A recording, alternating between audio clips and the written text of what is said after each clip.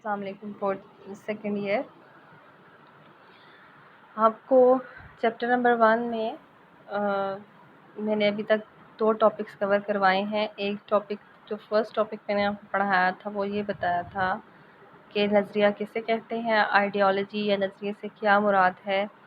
اس کے بعد میں نے آپ کو پڑھایا تھا کہ نظریہ پاکستان اور قائد اعظم، یعنی نظریہ پاکستان کے حوالے سے قائد اعظم کے کیا ارشادات تھے. اس کے علاوہ کل ہم نے پڑھا تھا نظریہ پاکستان کے حوالے سے علامہ اقبال نے کیا ارشادات تھے، علامہ اقبال کا کیا نقطہ نظر تھا.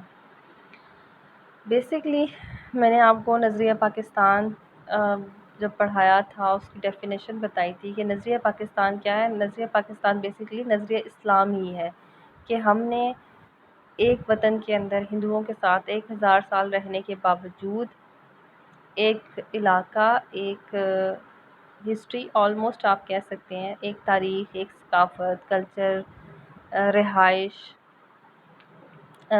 رہن سہن کا طریقہ، سب کچھ ایک ہونے کے باوجود ان سے ایک الگ اپنا تشخص بھی برقرار رکھا، اپنی ایک الگ پہچان بنائی، جس کی وجہ کیا تھی کہ ہمارا ان سے مذہب الگ تھا. تو اسی کو ہم نظریہ پاکستان کہتے ہیں. بیسکلی نظریہ پاکستان بیس کرتا ہے اسلام پر اور 2 قومی نظریے پر، یعنی ہندوستان میں بسنے والی دونوں قومیں، مسلمان اور ہندو، ایک قوم نہیں تھے بلکہ الگ قومیں تھیں کیونکہ ان کا مذہب جدا تھا. تو نظریہ پاکستان ہمارے لیے کیوں اتنی اہمیت رکھتا ہے کہ آپ اس نظریے کو اپنی بکس میں، پاکستان اسٹڈیز میں اور آلموسٹ اپنی انگلش کی بک میں بھی آپ آئیڈیالوجی آف پاکستان سے ریلیٹڈ ایسیز پڑھتے رہتے ہیں اور ہر جگہ اس کو شامل کیا جاتا ہے. کیوں ہمارے لیے ضروری ہے کہ ہم نظریہ پاکستان کو جانیں، اس کو سمجھیں، اس کی کیا اہمیت ہے ہمارے لیے. تو آج ہمارا ٹاپک بھی یہی ہے کہ نظریہ پاکستان کی اہمیت کو ہم نے سمجھنا ہے. نظریہ پاکستان کی اہمیت سب سے پہلی کیا ہے؟ نظریاتی بنیاد. یعنی پاکستان کو ہم نے ایک خاص نظریے پر حاصل کیا تھا، وہ نظریہ اسلام تھا. تو نظریہ پاکستان کی اہمیت اس لیے بھی ہے کہ ہمارے ملک کی بنیاد ہی اس نظریے کی وجہ سے ہے. اگر ہم اس نظریے کو اہمیت نہیں دیتے، اس کو اپنی نئے آنے والی نسلوں تک نہیں پہنچاتے صحیح طریقے سے، تو ہمارے ملک کی بنیادیں بہت کمزور ہو جائیں گی. ہمارا ملک بہت کمزور ہو جائے گا اور اس کو مضبوط بنانے کے لیے، اس کو مستحکم بنانے کے لیے ضروری ہے کہ ہم نظریہ پاکستان کی اہمیت کو خود سمجھیں، اپنی آنے والی نسلوں تک اس کو پہنچائیں اور اس کو مضبوط بنائیں. پاکستان کے وجود کا انحصار اس نظریے پر ہے جس کی بنیاد پر یہ مملکت خداداد وجود میں آئی. یعنی پاکستان کا وجود اس وقت تک ہے جس وقت تک ہم اس نظریے کو اس کی بنیاد ہے اس کے اوپر یقین رکھیں اور اس کو مستحکم بنائیں. نظریہ پاکستان ملک کی روح ہے اور اس کے تحفظ اور سالمیت کا باعث ہے. جنوبی ایشیا کے مسلمانوں نے پاکستان اسی نظریے کے حوالے سے مانگا اور یہی نظریہ اسے مضبوط اور مستحکم رکھ سکتا ہے. تاریخ نے ہمیں سبق دیا ہے کہ نظریہ پاکستان سے انحراف ہوتا ہے منہ موڑنا، ٹھیک ہے. انحراف کی بنا پر 1971 میں ہمارا پیارا ملک 2 ٹکڑوں میں تقسیم ہو گیا. کون سے 2 ٹکڑے ہوئے تھے 1971 میں؟ مشرقی پاکستان سے الگ ہو گیا تھا اور وہ الگ ہو کر اب ایک آزاد ریاست ہے جس کو ہم بنگلہ دیش کہتے ہیں. تو 1971 سے پہلے بنگلہ دیش پاکستان کا صوبہ تھا جس کو مشرقی پاکستان کہتے تھے اور پاکستان کا ایک حصہ تھا. اور وہ کس وجہ سے علیحدہ ہوا کہ مشرقی پاکستان میں نظریہ پاکستان کو وہ اہمیت نہیں دی جا سکی جو دی جانی چاہیے تھی. مشرقی پاکستان کا سلیبس، ان کا جو نصاب تھا، وہ اس کے اندر نظریہ پاکستان کو شامل ویسے نہیں کیا گیا تھا جیسے کیا جانا چاہیے تھا. اس کے علاوہ مشرقی پاکستان میں ہندو اساتذہ کی تعداد بہت زیادہ تھی کیونکہ جو مشرقی پاکستان کے مسلمان تھے وہ تعلیم میں زیادہ آگے نہیں تھے. اور اس کا نقصان یہ ہوا کہ انہوں نے نظریہ پاکستان کی اہمیت کو کبھی بھی طلبہ میں نہیں پہنچایا اور پاکستان بننے کے کچھ ہی عرصے بعد، یعنی صرف ایک نسل 20 سال 25 سال بعد جو نئی آنے والی نسلیں تھیں وہ نظریہ پاکستان سے بالکل واقف ہی نہیں تھیں، جس کا نقصان یہ ہوا کہ پاکستان کی نظریاتی بنیاد بالکل کمزور ہو گئی اور ہمارے دشمن ملک بھارت کو موقع ملا کہ وہ اس حصے کو پاکستان سے الگ کروانے میں کامیاب ہو گیا۔ تو 1971 میں ہمارا پیارا ملک دو ٹکڑوں میں اسی لیے تقسیم ہوا تھا کہ پاکستان کی نظریاتی بنیاد کمزور ہو گئی تھی۔ نظریہ پاکستان سے دوری ملی یکجہتی اور استحکام کے لیے نقصان دہ ثابت ہوئی۔ وہی بات جو میں آپ کو بتا چکی ہوں کہ جب نظریہ پاکستان سے دور ہوا مشرقی پاکستان اور مشرقی پاکستان کے عوام، تو ایک ملی یکجہتی یعنی قومی یکجہتی پیدا نہیں ہو سکی مشرقی اور مغربی پاکستان میں۔ اس کا الٹیمیٹ نقصان کیا ہوا کہ وہ پاکستان کے استحکام، پاکستان کی مضبوطی کے لیے نقصان دہ ثابت ہوئی، اور ملت اسلامیہ نے اگر اب بھی نظریاتی سرحدوں کو مضبوط نہ بنایا تو مستقبل میں خطرات کا سامنا ہو سکتا ہے۔ یعنی ابھی بھی ہمیں ضرورت ہے کہ ہم اپنی نظریاتی بنیادوں کو مضبوط بنائیں، ورنہ خدا نہ خواستہ ہمیں ابھی بھی اسی طرح کے مشکلات کا مستقبل میں سامنا ہو سکتا ہے۔ اس کے علاوہ نظریہ پاکستان کی ہمارے لیے کیا اہمیت ہے کہ یہ ہمارے لیے وحدت کی بنیاد ہے۔ وحدت کہتے ہیں ایک ہونے کو۔ وحدت بیسیکلی لفظ واحد یعنی ایک سے نکلا ہے۔ یہ ہماری وحدت کی بنیاد ہے، یعنی ہماری یکجہتی کی بنیاد ہے نظریہ پاکستان۔ کس طرح سے ہماری یکجہتی کی بنیاد ہے؟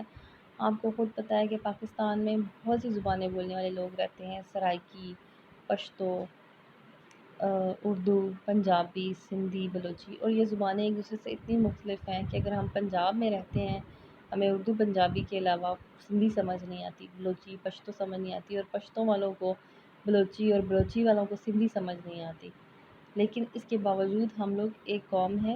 حالانکہ ہمارے ان سارے علاقوں کے کشمیری زبان بولی جاتی ہے۔ پاکستان میں کافی زبانیں بولی جاتی ہیں، اور اتنے ہی پاکستان کے اندر کلچر بھی پائے جاتے ہیں، اتنی ثقافتیں ہیں، روایات ہیں، نسلیں ہیں، مختلف نسلوں کے لوگ آباد ہیں۔ تو ان ساری مختلف نسلوں کے لوگوں کو اور مختلف زبانیں بولنے والوں کو، مختلف جو کلچر رکھنے والے لوگ ہیں، ان کو ایک وحدت میں کیا چیز ہے جو ان کو ایک وحدت میں پرو کے رکھتی ہے، ان کو اکٹھا رکھتی ہے، وہ ہے نظریہ پاکستان۔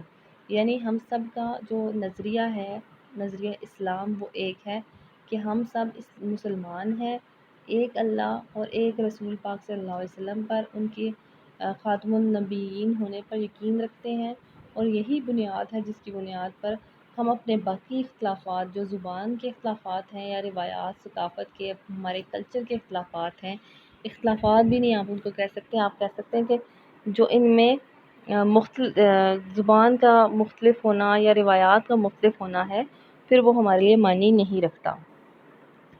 پاکستان میں کئی زبانیں بولنے والے لوگ رہتے ہیں، ان کی ثقافتیں، روایات اور نسلیں مختلف ہیں، اور رنگوں میں بھی یکسانیت نہیں ہے۔ یہاں پر رنگ کون سے ہوں گے؟ آپ نسلوں کے رنگ بھی کہہ سکتے ہیں کہ کہیں پر رنگ بہت صاف پائے جاتے ہیں، کہیں پر نہیں۔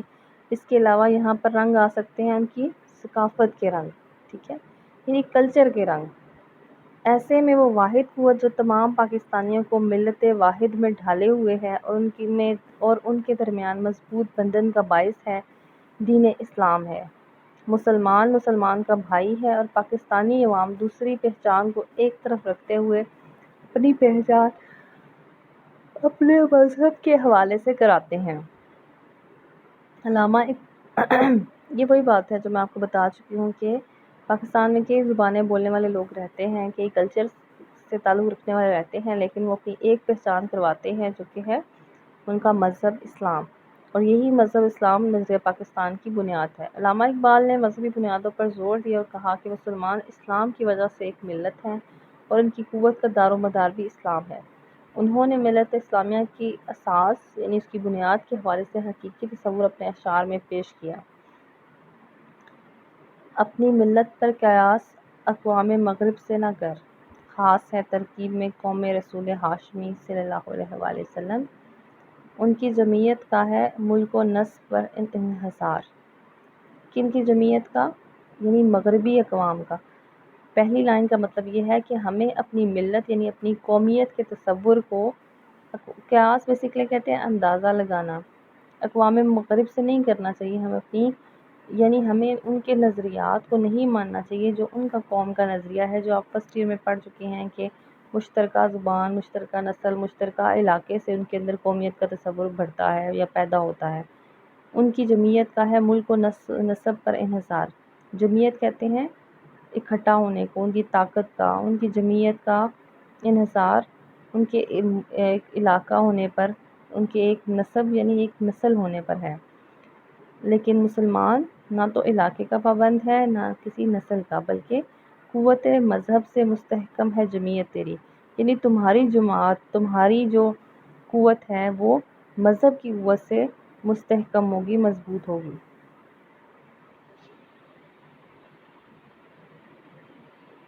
ہندوؤں اور انگریز حکومت کی مشترکہ قوت قائد اعظم اور آل انڈیا مسلم لیگ کے عزائم کی راہ میں رکاوٹ پیدا کر رہی تھی۔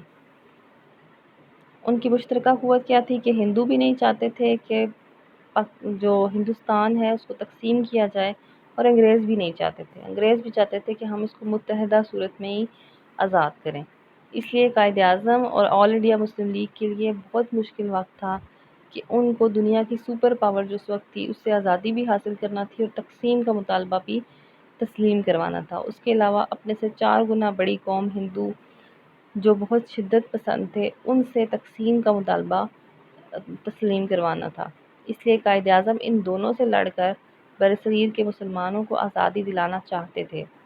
ہندوؤں کی عددی برتری، عددی برتری کا مطلب عددی لحاظ سے وہ زیادہ تھے۔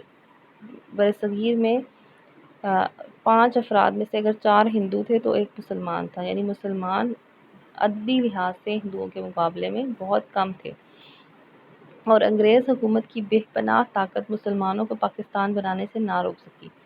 یعنی پاکستان بنانے کے لیے ہندوؤں کی برتری تھی عددی لحاظ سے، یعنی تعداد کے لحاظ سے زیادہ تھے، اور انگریز حکومت کے پاس بہت طاقت تھی کیونکہ وہ اس وقت کی سپر پاور تھے، لیکن پاکستان بننے سے ان کو کوئی چیز روک نہ سکی۔ اس کی وجہ کیا تھی؟ اس کی وجہ تھی اسلام سے مسلمانوں کی وابستگی تھی۔ قائد اعظم اسلام کی سربلندی اور مسلمانوں کے تحفظ کے لیے مسلسل کوشاں رہے، اور مخالفتوں کے پہاڑ بھی ان کے راستہ نہ روک سکے۔ یہ مخالفتوں کا پہاڑ ہی تھا نا، ہندو سے تعداد میں اتنے زیادہ تھے، دوسری طرف انگریزوں کا سامنا تھا ان کو۔ قائد اعظم کے طرز الفاظ آج بھی پاکستانی قوم کے ارادوں کو مضبوط بنانے کا باعث بنتے ہیں، جو آپ نے 1939 میں عوام سے خطاب کرتے ہوئے فرمایا: ہندوؤں تمہاری تعداد زیادہ ہوا کرے، یعنی ہندوؤں چاہے تم تعداد میں زیادہ ہو، تم ترقی یافتہ ہو، تمہاری معیشت مستحکم صحیح۔ معیشت مستحکم کا مطلب ہندو تاجر بھی بہت تھے، ہندو بہت سارے صنعت کار تھے جن کے پاس بڑی بڑی صنعتیں تھیں ہندوستان میں، اور اس کے علاوہ ہندو بنیے جو اور ساہوکار جو سود کا کام کرتے تھے۔ تو ہندوؤں میں ایک بڑی تعداد تھی، ویسے بھی وہ تعداد میں زیادہ تھے، اس کے علاوہ ان میں بھی بڑی تعداد تھی جو بہت معاشی لحاظ سے رچ تھے، ان کے بہت بڑے بڑے کاروبار تھے، سودی کاروبار تھے، اس کے علاوہ فیکٹریاں تھیں، اس وقت کے کافی ترقی یافتہ لوگوں میں سے تھے۔ اس کے علاوہ تعلیم کے میدان میں وہ مسلمانوں سے کافی آگے تھے۔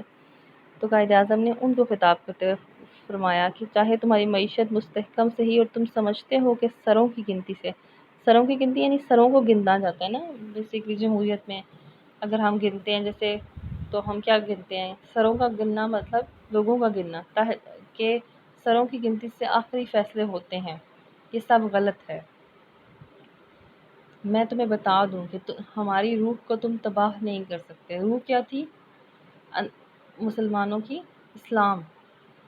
تم اس تہذیب کو نہیں مٹا سکتے جو ہمیں ورثے میں ملی ہے۔ ورثے میں کیسے ملی ہے؟ کہ مسلمانوں کے پاس وہ تہذیب تھی جو ان کو اسلام نے دی تھی، اور وہ ہندو مت میں جذب ہونے والی نہیں تھی۔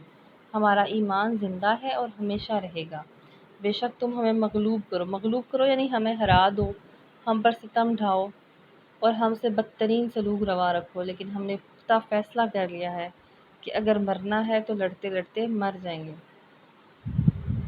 مسلم قوم نے عظیم اس ساری جو انہوں نے خطاب تھا اس میں انہوں نے ہندوؤں کو واضح کیا قائد اعظم نے کہ ہمارے پاس جو قوت ایمانی ہے اور اسلام کی قوت ہے، اس کی وجہ سے ہم تمہاری مضبوط معیشت سے، تمہاری تعداد عددی اکثریت سے لڑیں گے، اور اس وقت تک لڑیں گے جب تک کہ ہم لڑتے لڑتے مر نہ جائیں۔ مسلم قوم نے اپنے عظیم قائد کی سربراہی میں اپنے آپ کو ایک مضبوط اور بھرپور قوم ثابت کیا، اور ملی وحدت یعنی ایک قوم بن کے مسلمانوں کے جداگانہ قومیت کے تصور کو کامیاب بنایا۔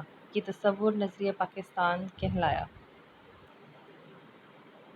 اس کے علاوہ جو تیسرا پوائنٹ نظریہ پاکستان کی اہمیت ہمارے لیے کیوں ہے، وہ یہ ہے کہ مثالی ریاست۔ ہم ایک مثالی ریاست اسی صورت پاکستان کو بنا سکتے ہیں جب ہم اس کے اندر اس نظام کو، اس نظریے کو رائج کریں جس کی وجہ سے ہم نے اس ملک کو بنایا اور حاصل کیا۔ اسلامی اصولوں کی ترویج کہتے ہیں رائج کرنا، چلانا۔ اسلامی اصولوں کی ترویج کے لیے مملکت خدا داد پاکستان تخلیق کی گئی۔ اس سرزمین کو ایک تجربہ گاہ کے طور پر استعمال کرنے کا فیصلہ کیا گیا۔ طے پایا کہ اسلام کے سنہری اصولوں پر مبنی معاشرہ بنایا جائے گا جہاں انصاف، مساوات، آزادی اور رواداری جیسی خصوصیات کو ابھارا جائے گا۔ یعنی اسلام جو ایک خود مکمل ضابطہ حیات ہے، اس کے بنیادی اصولوں پر مبنی معاشرہ اور ایک ریاست بنے گی جہاں انصاف، مساوات، آزادی، رواداری ہر شخص کو حاصل ہوگی۔ قائد اعظم سے سوال کیا گیا کہ غیر منقسم جنوبی ایشیا، غیر منقسم کا مطلب جو بھی تقسیم نہیں ہوا برصغیر، اس کا مطلب ہوگا غیر منقسم جنوبی ایشیا کا مطلب ابھی تقسیم شدہ نہیں ہے برصغیر میں مسلمانوں کو اپنے مذہب کے مطابق عبادت کرنے کی تو آزادی ہے، تو پھر پاکستان کا مطالبہ کیوں؟ تو آپ نے فرمایا، اب یہ بڑا لاجیکل ان سے سوال کیا گیا تھا کہ مسلمان تو اپنی مرضی سے اپنے مذہب کے مطابق زندگی گزار رہے ہیں، ابھی تقسیم نہیں ہوا ہندوستان، تو کیوں قائد اعظم اور مسلمان یہ مطالبہ کر رہے ہیں کہ نہیں پھر بھی تقسیم کریں؟ تو قائد اعظم نے اس کو کیا جواب دیا کہ بھائی چارہ، مساوات اور انسان دوستی ہمارے مذہب، ثقافت اور تہذیب کے بنیادی نکات ہیں۔ چونکہ ہمیں ان بنیادی انسانی حقوق کی پامالی کا خدشہ تھا، اس لیے ہم نے پاکستان کی تخلیق کے لیے جدوجہد کی۔ یعنی ہماری مذہب، ہمارا تہذیب، ہماری ثقافت کے بنیادی نکات کیا ہیں؟ بھائی چارہ، آپس میں پیار، محبت، مساوات، کیونکہ اسلام کلاس لیس سوسائٹی کے اوپر بیس کرتا ہے۔ اس کے علاوہ ہم جو پاکستان کے مسلمان تھے، پاکستان تو نہیں بنا تھا، ہندوستان کے مسلمان تھے، انہیں خدشہ تھا کہ ان کے بنیادی جو حقوق تھے ان کو پامال کیا جائے گا، اس لیے انہوں نے پاکستان کی تخلیق کی۔ قائد اعظم کی نظر میں پاکستان ایک ایسا ملک بنا تھا جہاں حقوق، آزادیاں، انصاف اور رواداری کار فرما ہونا تھی۔ یہ پاکستان دوسرے ممالک اور معاشروں کے لیے ایک مثال بن سکتا تھا تاکہ وہ بھی اس کے نقش قدم پر چل کر خوشگوار اور فلاحی صورت اختیار کر سکتے۔ نظریہ پاکستان فلاحی اور مثالی ریاست کے قیام کی بنیاد سمجھا گیا۔ یعنی قائد اعظم چاہتے تھے کہ اسلام کے جو روشن اصول ہیں، آزادی، انصاف، مساوات، رواداری، ان پر مبنی ایک مثالی ریاست اور مثالی معاشرہ قائم ہو، اور یہ مثالی معاشرہ دنیا کی باقی ریاستوں کے لیے ایک مثال بن کر سامنے آئے۔ کہ آج کے لیے 3 پوائنٹ ہی آپ کو کروا رہی ہوں، مشکل الفاظ ہیں لیکن ان کے اندر جو بھی لیسن ہے وہ زیادہ مشکل نہیں ہے، اس کو آپ اچھی طرح سنیں، انشاءاللہ آپ کو جلد سمجھ آ جائے گا۔ آج کے لیے اتنا کافی ہے، اللہ حافظ۔